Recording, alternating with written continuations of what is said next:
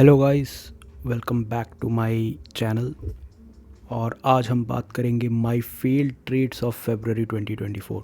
Now I know, मैंने जनवरी में लास्ट अपना एक वीडियो पोस्ट किया था। उसके बाद से काफ़ी टाइम तक मैंने कोई वीडियो पोस्ट नहीं किया और फेबररी भी पूरा निकल गया विदाउट अ सिंगल वीडियो। और क्योंकि we are done with February now, तो मैंने सोचा क्यों ना रिज्यूम किया जाए by talking about my failed trades of February 2024, क्योंकि failures also teach us a lot of things. इससे ये पता चलता है किस टाइप के ट्रेड्स आपको नहीं लेने चाहिए, या कई बार क्या होता है कि आपने सही ट्रेड भी लिया तो भी वो उल्टा पड़ जाता है। So without further adieu, let's begin. Number 1। तो आज का हमारा पहला एग्जांपल है PCBL limited, Phillips carbon black. Just to give you some background, इसको मैंने काफ़ी पहले अक्टूबर नवंबर के टाइम पे ही as a breakout trade identify किया हुआ था, और उसके बाद भी ये EMA 20 पे सपोर्ट लेके काफ़ी ऊपर तक गया। उस समय इसका रेट हुआ करता था कुछ 175 180 के अराउंड। मैंने अराउंड 190 पे भी सोचा था इसको लेने का, विद इन 200 ही। बट मैं फॉर सम रीज़न ले नहीं पाया। आई don't know what happened, I don't remember exactly. तो उसके बाद से ये स्टॉक कंटिन्यूस अप ट्रेंड में चलता रहा, और अभी हम लोगों ने रिप्ले ऑन करके रखा है फॉर 9 फरवरी। इसको हमने अराउंड 15 फेब को लिया था, और ये ट्रेड हमारा फेल हो गया था। तो देखते हैं इसमें क्या हुआ, कहाँ हमने एंट्री ली, कहाँ हमने क्या किया, वो देखते हैं। यप, ये EMA 20 पे इसने टेस्ट लिया है, और ये यहाँ तक प्राइस पहुँच चुकी है। अब यहाँ पे हम देखते हैं, हमने 15 तारीख, हम लोग 15 तारीख तक पहुँच गए। यहाँ पे लिया हमने ट्रेड 312 पे हमने प्लान किया था, क्योंकि उस दिन ये 312 तक पहुँचा था ट्रेड। मैंने क्या सोचा कि यहाँ पे भले ही प्राइस थोड़ी नीचे आई है EMA 20 पे, बट फिर उसने ऊपर क्लोजिंग दिया सक्सेसिवली तीसरे दिन भी। क्योंकि पहले दिन तो चलो ठीक है, थोड़ा सा ही ऊपर आया, दूसरे दिन फिर और थोड़ा ऊपर आया, तीसरे दिन और थोड़ा ऊपर आया। तो इससे क्या होता है, ट्रेड में थोड़ा कॉन्फिडेंस होता है कि ठीक है, EMA 20 पे प्राइस सपोर्ट लेके थोड़ा सा ऊपर वापस जा रही है। और 279 पे हमने रखा अपना स्टॉप लॉस, जो कि इस कैंडल के लोस के थोड़ा सा नीचे है, which is a good enough stop loss. तो हम लोग उस चीज़ को यहाँ पे मार्क भी कर लेते हैं, 312 और 279। ठीक है, इसको 312 कर देते हैं, और इसको 279 कर देते हैं, और 660 विच इक्वल्स 1320 फॉर 2:1। और यहाँ पे हमने देख लिया, और अच्छा खासा मतलब 378 तक जाने का थोड़ा सा लॉन्ग टर्म प्ले था कि हाँ भाई 2-3 महीने भी लगे तो चलेगा, बट एक थोड़ा सा sure shot kind of I was looking at. तो यहाँ पे हमने ले लिया है ट्रेड। अब देखते हैं कि ये आगे कैसे ये फेल हुआ। थोड़ा ऊपर गया, अगले दिन थोड़ा ऊपर गया, प्रॉफिट में भी चला। ये थोड़ा सा नीचे, लॉस मेकिंग पोजीशन, और ये फाइनली इसने अपना काम तमाम कर दिया। वी गॉट स्टॉप्ड आउट, और we got stopped out on 29 Feb leap day पे, यानी कि जस्ट यस्टरडे। आज हम लोग 1 मार्च को ये रिकॉर्ड कर रहे हैं, and we got stopped out at this point. इसका लो गया था 278, हमने 279 पे स्टॉप लॉस रखा था, ये निकल गया। अब what I think could have gone wrong in this trade is कि जैसा कि आप देख सकते हैं, यहाँ पे दो बड़ी बड़ी रेड कैंडल्स बन गई, which means that there is a continuous order block of large sell orders, या फिर जिसको सप्लाई जोन भी आप कह सकते हो। यहाँ पे ठीक ठाक प्राइस ऊपर की तरफ चल रही थी, फिर अचानक से दो कैंडल में अच्छा खासा डाउन मूव आ गया, और फिर EMA 20 पे सपोर्ट ली। तो I got फ्लीस्ड, I got I got greedy kind of कह सकते हैं। बट ऐसे ट्रेड भी मतलब ट्राई करना चाहिए, लेना चाहिए, और कभी कभार गलत भी हो जाते हैं। तो ये ट्रेड हमारा एक गलत हो गया। अब हम लोग चलते हैं अपने नेक्स्ट एग्जांपल की तरफ। नंबर 2। आज का हमारा जो दूसरा स्टॉक है वो है इंटेलेक्ट डिज़ाइन, और मैं इस स्टॉक को लेके स्पेशली काफ़ी बुलिश था, अभी भी हूँ एक्चुअली। बट ये ट्रेड हमारा फेल हो गया था। इसमें आप देख सकते हैं, इसने क्लियरली, ये स्टॉक अप ट्रेंड में है। पहले भी ये EMA 20 से सपोर्ट लेके ऊपर आ चुकी है प्राइस, और अब काफ़ी ऊपर 1000 के आसपास तक गई, और फिर 922 पे यहाँ आई 14 फरवरी को। हमने इसको 19 फरवरी को लिया था, और उसके डिटेल्स एज फॉलोज़ हैं।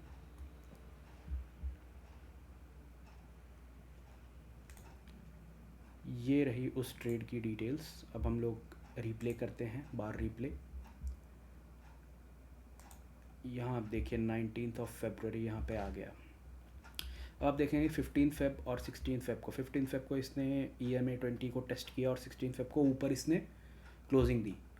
हमने सोचा था इसको 931 पे लेंगे, 895 पे स्टॉप लॉस रखेंगे फॉर अ टारगेट ऑफ 1003, जो कि बहुत ही आउट ऑफ रीच तो नहीं है, यही इसी कैंडल के ओपनिंग के आसपास है। तो it is reasonable enough to expect कि प्राइस यहाँ तक तो आ ही सकती है और हमें 2:1 दे ही सकती है। तो लेट्स सी हमारे साथ क्या हुआ, क्या घटना घटित हुई हमारे साथ, वो आप खुद अपनी आँखों से देख लीजिए। ये देख करके आपकी आँखें भी जो हैं वो नम हो जाएंगी। You will feel kind of sorry for me I guess. वो आप देखोगे तो आपको समझ में आ जाएगा। इसको हम लोग साइड में कर देते हैं और बार रिप्ले को फिर प्ले कर देते हैं। 20 तारीख है अभी, 20 फरवरी, और लेट्स ये देखिए हम वी गॉट स्टॉप्ड आउट और फिर उसके बाद आप रिएक्शन देखिए।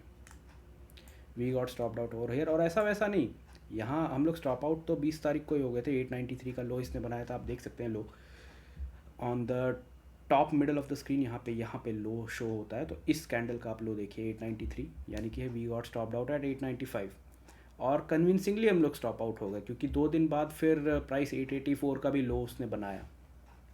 उसके बाद की आप रैली देखिए भाई साहब, 27 फरवरी, और अभी भी प्राइस ऊपर ही चल रही है। ऊपर क्या, इसको कहेंगे कि काफ़ी ऊपर चल रही है क्योंकि ये 5:1 भी दे चुका है। ऐसे ट्रेड देख करके ना I feel like Gandhi ji after second slap. अगर आपने वो मीम देखा होगा तो आप समझ सकते हैं। ऐसे केस में आपको क्या करना चाहिए, ऐसे केस में आप खुद को बचाने के लिए ये कर सकते हैं कि आप थोड़ा सा और नीचे स्टॉप लॉस रख सकते हैं। I mean just for an example, let's say हम लोग 879 पे स्टॉप लॉस रखते, 879.5, ठीक है, आई जस्ट ट्रैक्ड इट। अगर हम यहाँ पे स्टॉप लॉस रखते तो हमारा स्टॉप ट्रिगर नहीं होता, और क्योंकि अभी स्टॉप लॉस ऊपर था तो 5:1 था, अभी भी आप देखिए तो 3.5:1 मिल गया है। और मैं क्यों बुलिश था इस स्टॉक को लेके, क्योंकि इस स्टॉक के फंडामेंटल्स अच्छे हैं। आजकल जो मिड कैप और स्मॉल कैप की आईटी कंपनीज़ हैं वो काफ़ी बुलिश मोमेंटम में हैं, तो उनमें अच्छा खासा अपसाइड मोमेंटम का एक्सपेक्टेशन करना कोई अनरीज़नेबल चीज़ नहीं है। और यहाँ पे भी आप देख सकते हैं 10,000 के रिस्क के लिए आप 35,000 तक भी कमा सकते थे in this very particular one share, या 1,000 के रिस्क के लिए 3,500 rupees, however you do your calculations. और again we got stopped out, we lost this trade because of a very steep and tight stop loss.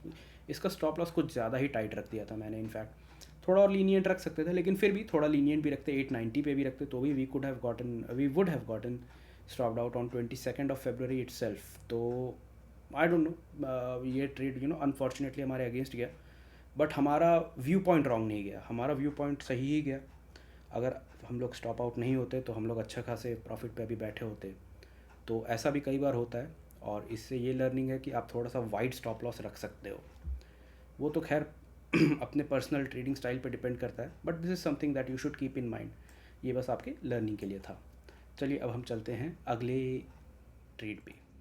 Number 3, हमारा जो तीसरा trade है वो, उसकी स्ट्रैटेजी थोड़ी सी डिफरेंट है, it's a bit different.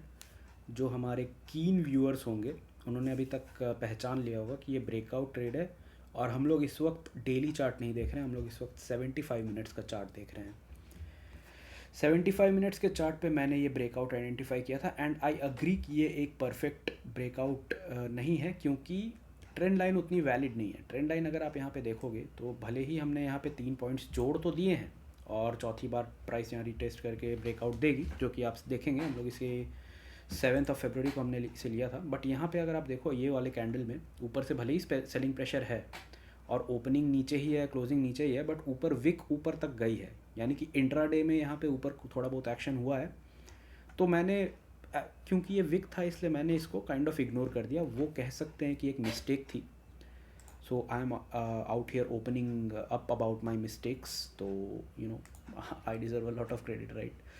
Anyway, इस ट्रेड को हमने लिया था 839 पे for a stop loss of 825, जो कि इस कैंडल से थोड़ा सा नीचे है। 827 का लो इसने बनाया, 826 का इसे बगल वाले कैंडल ने, और 827 का उसके भी बगल वाले कैंडल ने। तो 825 seemed like a reasonable stop loss, और क्योंकि ये ब्रेकआउट कैंडल था तो हमने एक्सपेक्ट किया था कि प्राइस नहीं भी तो 867 तक तो जाएगी, जो कि ये स्टिफ रेजिस्टेंस, यहाँ पे आप देखिए कि एक बड़ा सा ड्रॉप आया, फिर 3-4 कैंडल तक प्राइस हॉल्ट की और फिर उसके बाद गैप डाउन के साथ अच्छा खासा नीचे, इतना इतना नीचे आ गया कि पूरे प्राइस के मोमेंटम को ही डाउन ट्रेंड में कर दिया।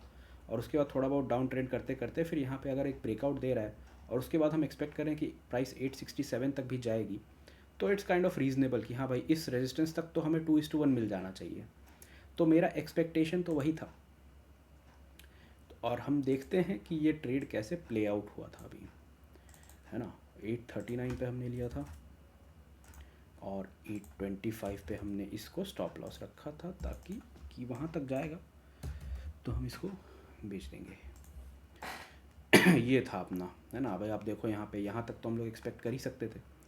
आई मीन आप कह सकते हो रीजनेबली हम लोग एक्सपेक्ट कर सकते थे, नथिंग अनरीजनेबल। 75 मिनट्स पे ही देखते हैं कहाँ तक जाता है ये ट्रेड। अभी आप देखिए ये इसने अगले ही दिन 845 पे इसने ब्रेक डाउन दे दिया। तो ये कह सकते हैं मतलब, क्योंकि ये लेजिटिमेट ट्रेंड लाइन तो नहीं थी, फिर भी इसको हम लोग एक फॉल्स ब्रेकआउट या फेक आउट कह सकते हैं। और यहाँ पे एक और बहुत बहुत ही इम्पॉर्टेंट लर्निंग है जो कि मैं चाहता हूँ कि कोई भी मुझे देखता है, ठीक है, अब आप मुझे मानो चाहे नहीं मानो, आपको लगता है मैं सही हूँ गलत हूँ, आई डोंट नो, ठीक है, हो सकता है आपकी नज़रों में मैं गलत हूँ, बट इस बात को तो आप नकार नहीं सकते कि भाई बंदे को स्टॉप लॉस ज़रूर रखना चाहिए। अगर आप स्टॉप लॉस नहीं रखोगे तो आपको बड़ा लॉस हो सकता है। अगर आप JSW स्टील के फ्यूचर्स देखो तो उसमें लॉट साइज़ कितने का होता है। JSW स्टील फ्यूचर्स का लॉट साइज़ है, इनका लॉट साइज़ है 675। तो 675 के लॉट साइज़ पे हमने 14 पॉइंट्स का रिस्क लिया था। यानी कि एक एक पॉइंट जो प्राइस टूटती जा रही है आपको 675 रुपीज़ का लॉस हो रहा है, इंटू 14 यानी कि 9450 का रिस्क लिया, ताकि कुछ 19,000 हमारे बन जाए अगर ट्रेड हमारे फेवर में चला गया तो। अब जो लोग बिना स्टॉप लॉस के ट्रेड करते हैं उनके साथ क्या हुआ होगा कि प्राइस उन्होंने अगर 839 पे ली और प्राइस अगर आप देखो 14 फरवरी को होते होते 803 पे आ गई, ठीक है, सो यू 36 पॉइंट्स, यानी कि so you are sitting on a loss of 36 multiplied by 675 which is 24,300। यानी कि अगर आप एक्सपेक्ट कर रहे हो कि आप 19,000 कमा सकते हो इस ट्रेड में, तो आप भाई 24,000 लूज़ तो नहीं करोगे ना भाई। आप जितना कमा रहे हो उससे ज़्यादा अगर आप लूज़ कर रहे हो तो भाई फ़ायदा क्या हुआ ये चीज़ करने का आपको। आई मीन आप लॉजिकली सोचो तो इसीलिए बहुत ही ज़रूरी होता है कि आपको स्टॉप लॉस रखना ही चाहिए। मैं इससे रिलेटेड एक और एग्जांपल नेक्स्ट उसमें बताऊंगा, नेक्स्ट जो हम लोग one of the trades discuss करेंगे उसमें, ठीक है। फिर बाद में प्राइस थोड़ी ऊपर आई, बट मतलब आप पूरे टाइम टेंशन में रहोगे कि भाई मेरी प्राइस वापस आएगी कि नहीं आएगी। और इसको थोड़ा सा फास्ट कर देता हूँ मैं, चलने देते इसको। तो यही होता है भाई कि आप देखो फिर वापस थोड़ा ऊपर आई प्राइस लेकिन फिर नीचे चली गई, तो वही है ना। वहाँ आप देखो यहाँ से प्राइस क्यों नीचे गई, क्योंकि यहाँ पे इसने अच्छा खासा सप्लाई जोन बना दिया था, तो उससे रिएक्ट करके यानी कि यहाँ पे इसने रेजिस्टेंस बना दी, कायम कर दी। तो यहाँ पे प्राइस दोबारा से रेजिस्ट की, और इवन तीसरी बार भी आप देखो तो प्राइस फिर से यहाँ से अभी फ़िलहाल रेजिस्ट ही कर रही है। यहाँ पे फिर से इसने ब्रेकआउट दिया।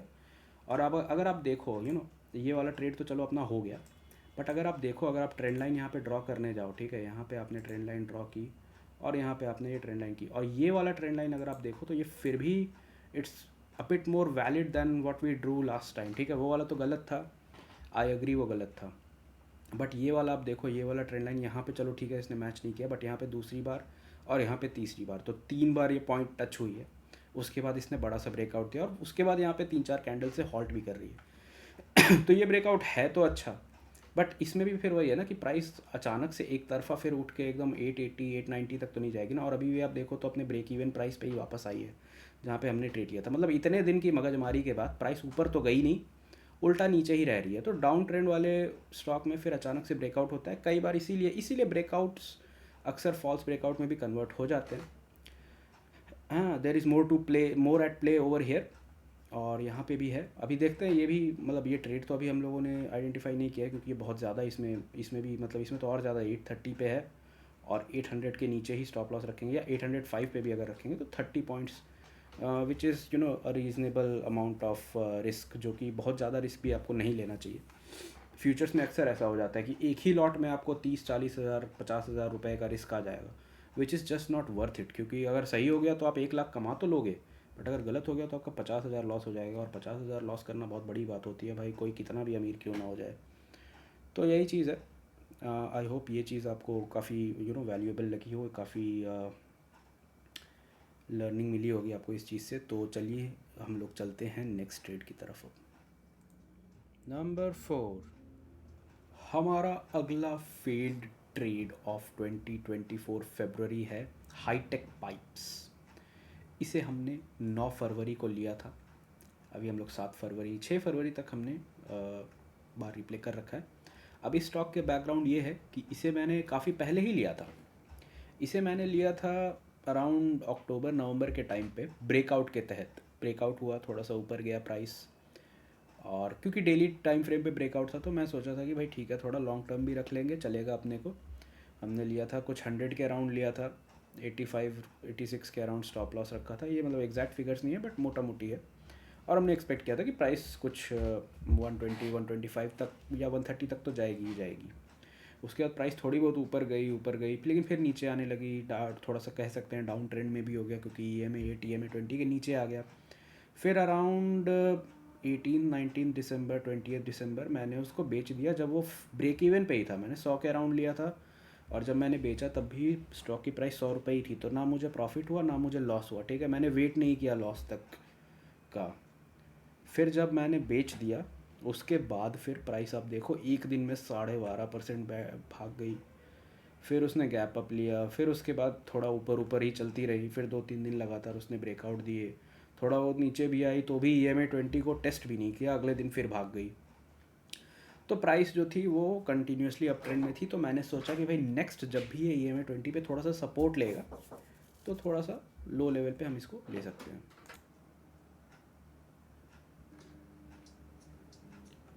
तो इस स्टॉक को हमने सोचा था 151 पे एंट्री लेंगे, 139 पे स्टॉप लॉस रहेगा फॉर अ टारगेट ऑफ 175, क्योंकि ये EMA 20 पे लगभग 139-140 के रेंज के हिसाब से इसने सपोर्ट लिया था, और उसके ऊपर इसने क्लोजिंग भी दी थी 9 फरवरी को। तो हम लोग देखते हैं 9 फरवरी को इसका क्या सिचुएशन था, उस हिसाब से हम लोग एंट्री एग्ज़िट प्लान करेंगे और देखेंगे कि क्या होता है।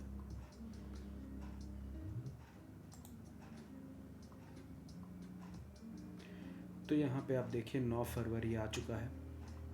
हमने यू नो सपोर्ट तो इसने 5 तारीख को ही लिया था, और अगला नेक्स्ट हायर क्लोजिंग इसने 6 को ही दे दी थी। बट क्योंकि ये रेड कैंडल था तो हमें उतना कॉन्फिडेंस नहीं था। जब 8 फरवरी को इसने और ऊपर क्लोजिंग दी और ऊपर तक एटलीस्ट हाई बना करके प्राइस आई, ठीक है, आई एग्री, ऊपर से था थोड़ा सा सेलिंग प्रेशर, बट ऊपर हाई तो लगाया। तो डाउस थ्योरी के अनुसार इसमें हायर हाइज और हायर लोज बन ही रहे थे, और हमें 9 फरवरी को इसको 151 पे हमने ख़रीद लिया।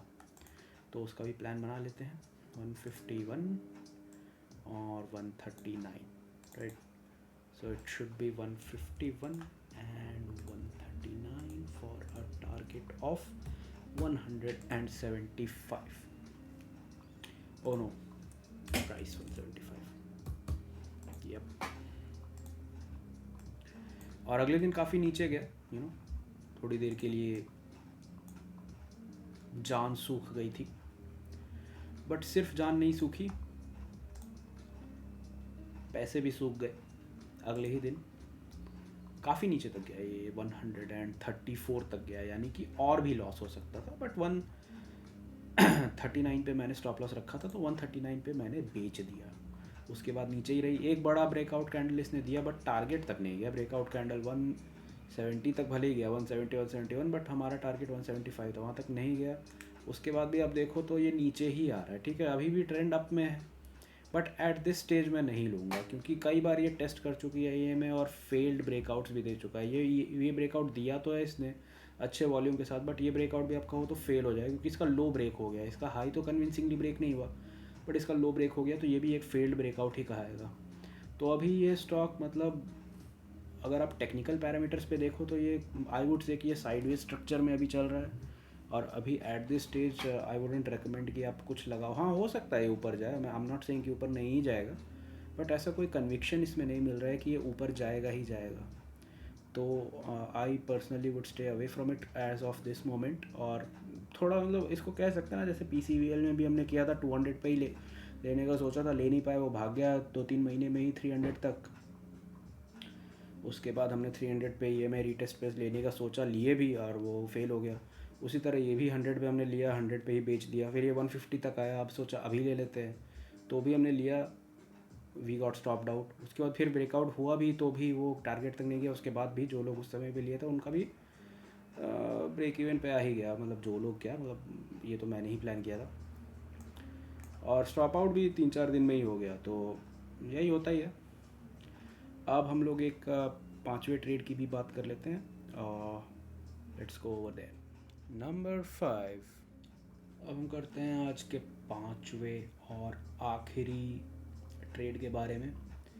ये हमने लिया था पीरामल एंटरप्राइज के फ्यूचर्स में। और ये हमने फ्यूचर्स में क्यों लिया था, क्योंकि हम लोग इसको शॉर्ट कर रहे थे। You know, for some reason I just love the concept of shorting a stock, की मतलब आप उसको ओन नहीं करते हो बट आप उसको पहले ही बेच दो। It's just hilarious. तो इसमें भी आप देखो तो लोअर लोज बन रहे थे, और आई मीन मैंने तो ये सोचा था कि भाई हाईज भी लोअर है, क्योंकि यहाँ पे एक हाई लगाया, उसके बाद प्राइस थोड़ी ऊपर जब आई भी तो उस हाई को ब्रेक नहीं किया। तो ओवरऑल थोड़ा सा मतलब अगर आप पूरे जनवरी और फरवरी, मतलब जैसे इसे भी हमने लगभग 15 फरवरी को लिया था, तो ओवरऑल स्ट्रक्चर आप देखो तो डाउन ट्रेंड का ही आपको पता चलेगा। ये भी देखिए तो नीचे ही है, रीसेंट सारे लोज इसने ब्रेक किए, ठीक है, नीचे से बाइंग प्रेशर थोड़ा था। तो अब इसको कई लोग क्या कहते हैं, इसको बुलिश हैमर पैटर्न कहते हैं, कि नीचे से बाइंग अपॉर्चुनिटी आ रही है, यानी कि यहाँ से ये स्टॉक रिवर्स हो सकता है। बट मैंने सोचा कि चलो ठीक है, अपना प्राइस एक्शन पे थोड़ा ट्रस्ट करते हैं, अपने जजमेंट पे भी ट्रस्ट करते हैं, तो देखते हैं क्या होता है।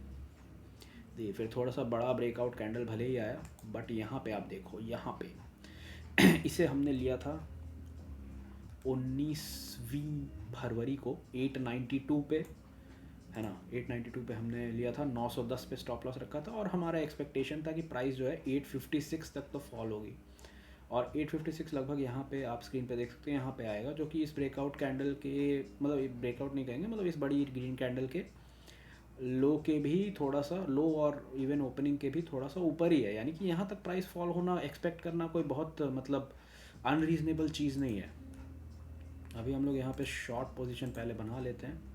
892 पे हमने इसको लिया था, और 910 पे हमने स्टॉप लॉस रखा था, जो कि फिर भी रीज़नेबल है, क्योंकि इसके हाई के ऊपर था ना, इसका हाई 907 था, तो हमने उसके 3 पॉइंट ऊपर ही रखा।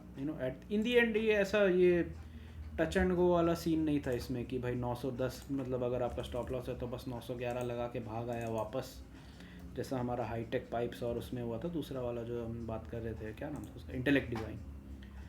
उसमें तो भाई प्राइस 4:1 5:1 भी भाग गई। तो इसमें वैसा तो नहीं हुआ, बट इसमें भी आप देखिए, this is more of a JSW steels kind of deal. तो हमने ऐसा प्लान बनाया था। और क्यों बनाया था, क्योंकि हम लोग EMA 820 शॉर्ट स्ट्रैटेजी देख रहे थे, कि भाई ये प्राइस जो है इसने EMA 20 को टच किया, डाउन ट्रेंड वाले स्टॉक ने, यहाँ पे इसने क्लोजिंग दी, और अगले दिन की क्लोजिंग इससे नीचे थी।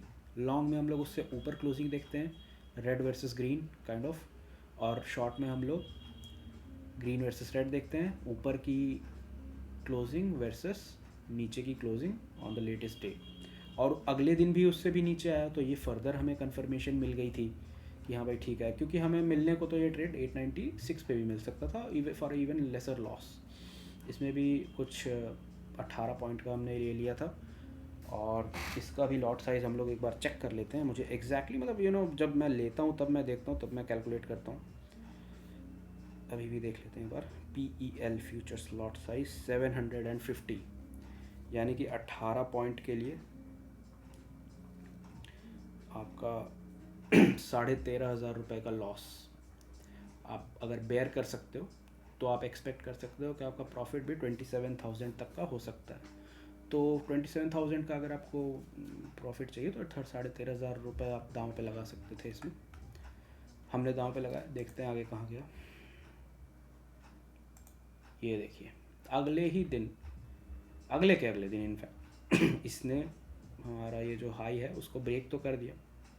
उसके बाद क्लोजिंग इसने 921 पे दी और थ्रू आउट द डे आप देखो इसने हाई 965 पे लगाया।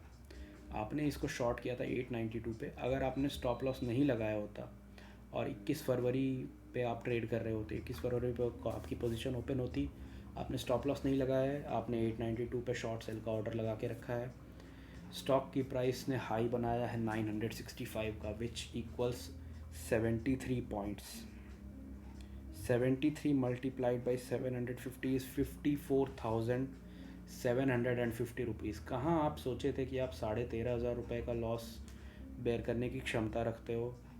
आपने सोचा था कि आप 27,000 तक का प्रॉफिट कमाओगे और कहाँ आपको 54,750 का मैक्सिमम लॉस हो गया। हालांकि आपने जहाँ पे डे क्लोजिंग हुआ वो 921 पे ही हुआ, तो भी आपको लगभग 29 पॉइंट्स का ही डेफिसिट हुआ, विच इज़ 21,000। तो भी अगर आप 13,000 का ही रिस्क ले रहे हो तो 13,000 का ही रिस्क लो ना भाई।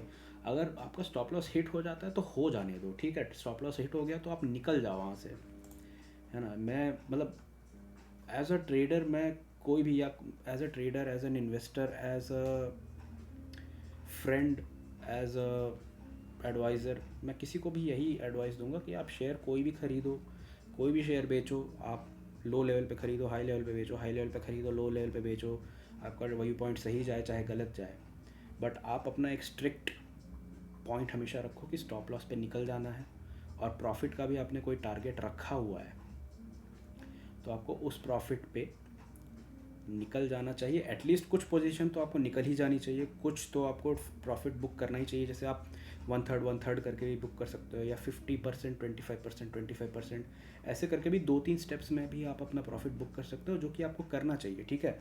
आप सिर्फ अनरियलाइज्ड गेन पे नहीं बैठ सकते। अनरियलाइज्ड गेन मार्केट लेने में ज़रा सा भी मतलब संकोच नहीं करेगा, आपसे सब ले लेगा। It can take away everything from you, it can give everything to you and it can take away everything from you.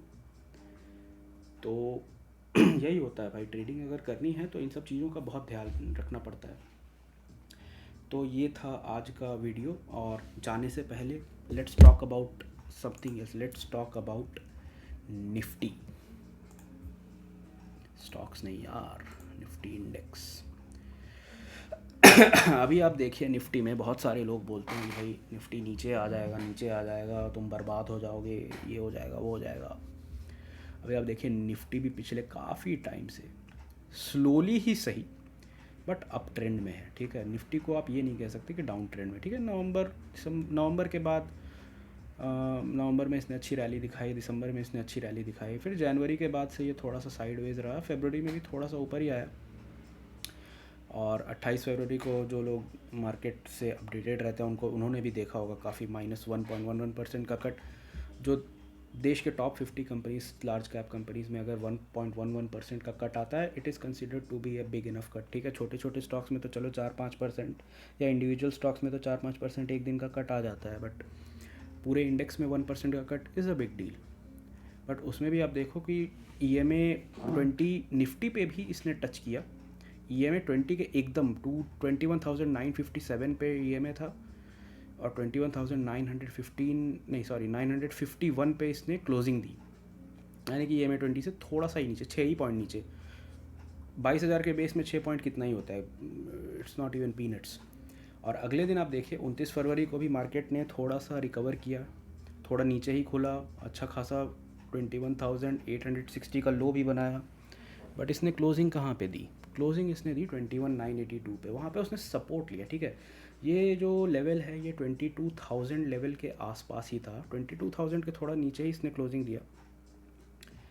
और फिर उसके अगले यहाँ पे EMA 20 का इसने सपोर्ट लिया, यहाँ पे क्लोजिंग था। उसके बाद अगले दिन थोड़ा सा ऊपर इसने क्लोजिंग दिया, यहाँ पे क्लोजिंग था 21,951 और यहाँ पे क्लोजिंग है 21,982, 30 पॉइंट्स ऊपर इसने क्लोजिंग दिया। यानी कि अगर आप निफ्टी के फ्यूचर्स भी यहाँ पे लेते तो भी you would be sitting on a profit of 360 points, 350 points, around 350-360 points right now, on a basis of closing यहाँ 982 और इसका लो था 860, यानी कि 120-130 पॉइंट्स, यानी कि 150 पॉइंट्स का रिस्क अगर आप यहाँ पे भी लेते, एक बार हम बना ही लेते हैं इस चीज़ को, है ना। हाँ, आज गैप ओपनिंग तो हुई है, बट लेट्स से आप कल 3:15 ही आप ले लेते हैं देख के कि हाँ भाई ये दे रहा है इतना क्लोजिंग, तो मतलब ऊपर तो क्लोजिंग दे ही देगा। तो आज आज के आज ही आप देखो तो 2:1 किसी ने निफ्टी फ्यूचर्स अगर लिए होंगे तो 2.2 2.3:1 भी आ गया। अब मैं ये नहीं कह रहा कि कल 2 मार्च 3 मार्च 4 मार्च को क्या होगा, ठीक है, हो सकता है थोड़ा सा नीचे फिर से आए, हो सकता है थोड़ा ऊपर ही जाए, हो सकता है अच्छी खासी बड़ी रैली दे दे, ऐसा भी हो सकता है कि बहुत नीचे भी आ जाए, but that's very less probable, अचानक से इतना बहुत नहीं गिरेगा क्योंकि ओवरऑल अप ट्रेंड में है। ऐसा कोई बहुत नेगेटिव न्यूज़ नहीं है या नेगेटिव सेंटीमेंट नहीं है। इवन जो म्यूचुअल फंड्स में लोग एसआईपी वगैरह करते हैं तो वो सारे स्टॉक्स भी धीरे धीरे करके मतलब हमेशा पैसे डालते ही रहते हैं बड़ी बड़ी कंपनीज़ में। कोल इंडिया हो गया, HPCL हो गया, BPCL हो गया, ONGC हो गया, NTPC हो गया, ये तो मैं सिर्फ PSU स्टॉक्स की बात कर रहा हूँ। अगर आप प्राइवेट कंपनीज़ में भी देख लो तो टाटा ग्रुप की इतनी सारी कंपनीज़ है, LNT है, और बहुत सारी कंपनीज़ हैं यार, वेल्सपन ग्रुप है, हिंदुस्तान यूनिलीवर है, वो तो खैर डाउन ट्रेंड में है, बट एनीवे। तो आप देख सकते हो कि इवन निफ्टी में भी EMA 820 वाली स्ट्रैटेजी जो है वो काम करती है। और आज का रैली तो खैर मतलब इंडेक्स में 1.62%, मतलब परसों जहाँ पे था वहाँ से अच्छा शार्प कट आया, बट वहाँ उससे भी ऊपर इसने काफ़ी क्लोजिंग दी है 1.62, और 22,000 के बैरियर को बहुत ही डिसाइसिवली आज के आज ही इसने ब्रेक कर दिया 1 मार्च 2024 को। तो there is no reason to be pessimistic about the market. आप ऑप्टिमिस्टिक रह सकते हो एटलीस्ट अगले कुछ मतलब शॉर्ट टर्म 1-2 महीने के लिए तो रह ही सकते हो। हाँ, अभी भले ही मार्च चल रहा है तो बहुत सारे लोग अपनी टैक्स प्लानिंग कर रहे होंगे, तो वो लोग टैक्स लॉस हार्वेस्टिंग के चक्कर में बहुत सारे अपने लॉस मेकिंग स्टॉक्स को बेच भी देंगे, या थोड़े बहुत छोटे मोटे प्रॉफिट्स लेके मतलब टैक्स प्लानिंग के लिए वो सब करेंगे। थोड़ा बहुत मार्केट में वॉलीटिलिटी हो सकता है ज़्यादा रहे, तो वॉलीटिलिटी तो खैर रहती ही है, चाहे वो टैक्स सीज़न हो चाहे वो अदरवाइज़ हो, हमेशा कुछ ना कुछ वॉलीटिलिटी मार्केट में रहती ही है। और वो आगे भी रहेगी, पहले भी थी, आज भी थी, कल भी रहेगी, परसों भी रहेगी। तो आपको घबराना नहीं है, आप मज़े से ट्रेड करते रहिए, ऐसे ही जो बढ़िया बढ़िया ट्रेड्स हैं वो आइडेंटिफाई करते रहिए। कभी कभी कोई ट्रेड फेल भी हो जाएगा। आज मैंने 5 एग्जांपल आपको दिखा दिए, जल्द ही मैं आपको 5 एग्जांपल दिखाऊंगा of my successful trades also. आज मैंने सोचा पहले फेल ट्रेड्स की बात कर ली जाए ताकि थोड़ा लर्निंग ज़्यादा होती है। मिस्टेक वाली चीज़ में लर्निंग ज़्यादा होती है, जो चीज़ आपके फेवर में गई, जो चीज़ आपने सही की, जो चीज़ सही की उसमें आप सीख क्या सकते हो, तो आपका सही है, वो तो आपको आता ही है। बट जो चीज़ आप सीख सकते हो वो आप मिस्टेक से ही सीख सकते हो कि आपने कहाँ गलत किया, क्या गलती हो गई आपसे जो कि आपका मतलब लॉस हो गया, या आपका कोई चीज़ नहीं आपके फेवर में गया। तो वो चीज़ भी समझना और उस पर भी अमल करना बहुत ज़रूरी होता है। तो आई होप आज के वीडियो में आपको काफ़ी मज़ा आया होगा। थोड़ा लंबा वीडियो बन गया, लॉन्ग वीडियो ऐसे टाइप का बन गया। Thank you so much for your patience, thank you so much for watching this video. अच्छा लगा हो तो ज़रूर like comment share and subscribe करिएगा। द क्लीशे यूट्यूब वर्ड्स खैर मज़े कीजिए आप लोग, अच्छे से खाइए पीजिए, मौज मस्ती कीजिए। I'll see you very very soon with my 5 successful trades of February.